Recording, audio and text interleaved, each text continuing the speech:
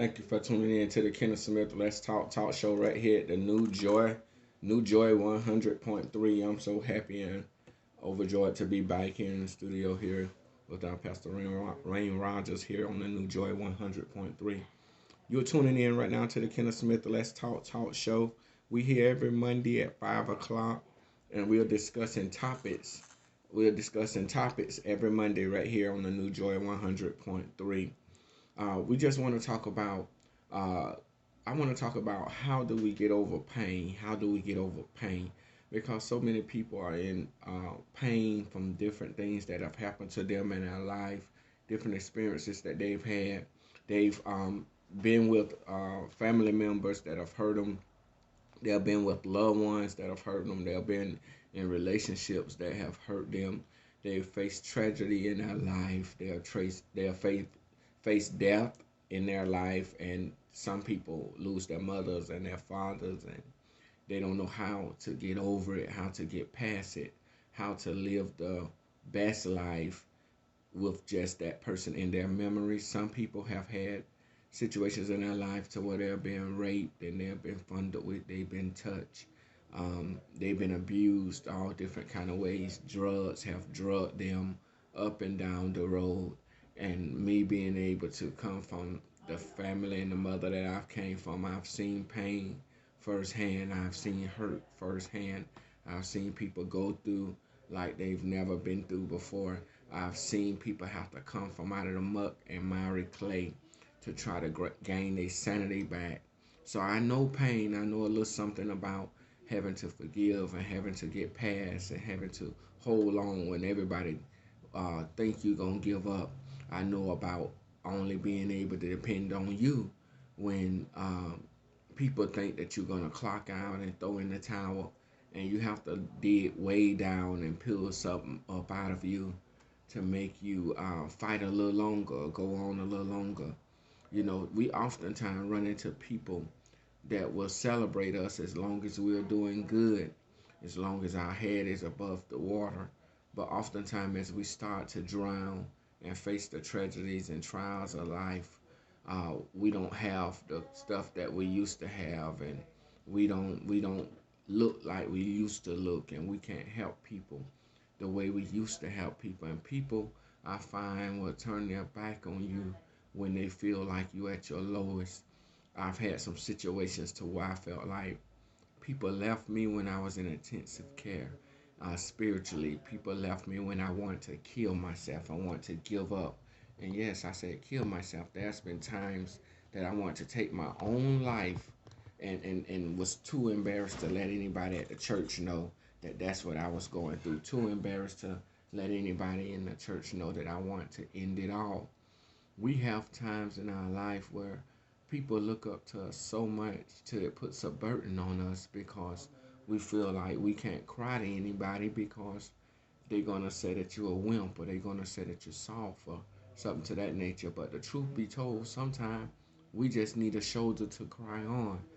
So many times we just feel like that our back is against the wall, and what we're going through is so heavy, so we don't even know how to start explaining it to people because because of who we are, we don't feel like we supposed to be going through this thing or going through that thing. But I want to encourage you that pain don't last always.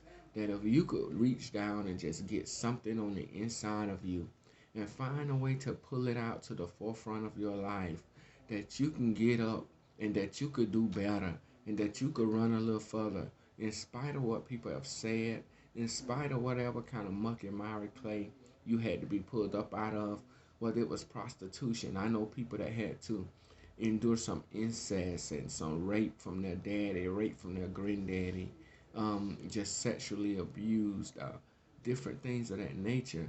I want you to know that you're not the victim to the point to where you got to stay the victim. You can get your joy back. You can get your happiness back. You can get your love back, and you can live your best life. And it's not too late. It's not too late for you to live your best life.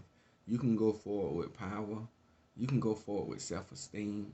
You can encourage somebody when you are at your lowest. That's when God is glorified. That's when he could use you the most. when you're broken, when you're abused, when it feel like you can't go no further, but you feel you pull down from the inside and get something out of you that can encourage somebody else. We all have some dark days. We all have some dark nights. We all be misused. We all be talked about. All our situations may be a little different, but we still can go to the same person for the same comfort, to help us stay strong so we don't go back and do drugs, to help us stay strong so we don't go back and get into the bed that we don't supposed to be in. We can call on the same person, and he is there and he's waiting with his arm out because he want us delivered. He want us healed. He want us set free. He want us to live our best life.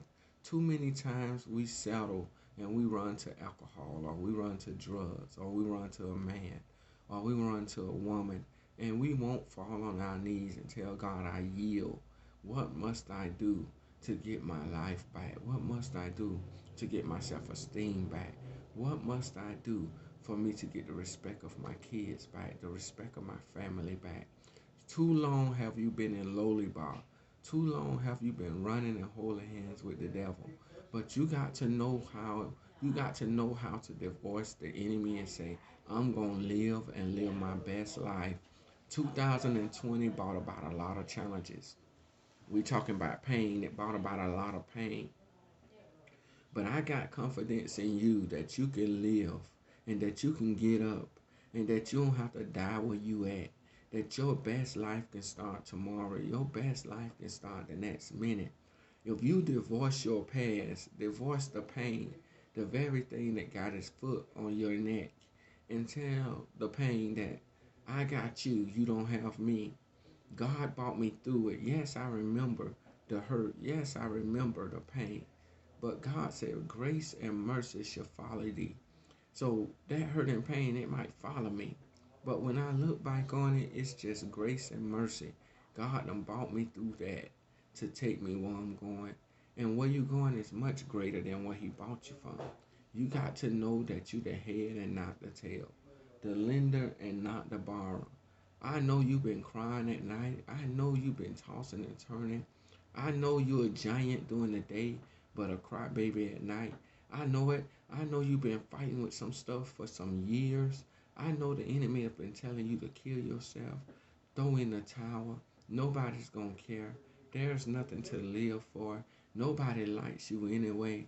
But I guarantee you that if you just tap into God's source and let him be your source, let him be the reason you get up, let him be the reason you lay down. Don't put no more faith in a man. Don't put no more faith in a woman. They will walk away from you. They will hurt you. Don't put your faith in your kids. Don't let your kids be the reason you get up and the reason you lay down. Oftentimes, our kids are turning their backs on us for a season. We have to know how to trust in God and God alone. Because in this season, in this time, you got to know him for yourself. You got to know that he's your Alpha and he's your Omega. He's your beginning and he's your end. And you can't let nothing in your past deter you from where you're going in your future. I know I had to get over some pain and get over some hurt. I had to get over the hurt of seeing my mom on drugs. I had to get over the pain from living in a park. I had to get over the pain from family members turning their backs on me at 13 years old. I had to get over the pain from seeing my mother have sex with different men and running behind them to get the money that they owe her. I had to get over the pain from being physically abused and slapped in the head and abused by her boyfriends and abused by different people in our family. I had to get over some verbal hurt, some hurt of being called out my name as a child.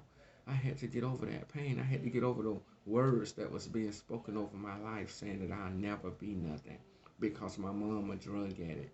I had to get over the pain of thinking that I'll never succeed in life because nobody in my family graduated, nobody in my family did this or that. There's some walls you gonna have to jump over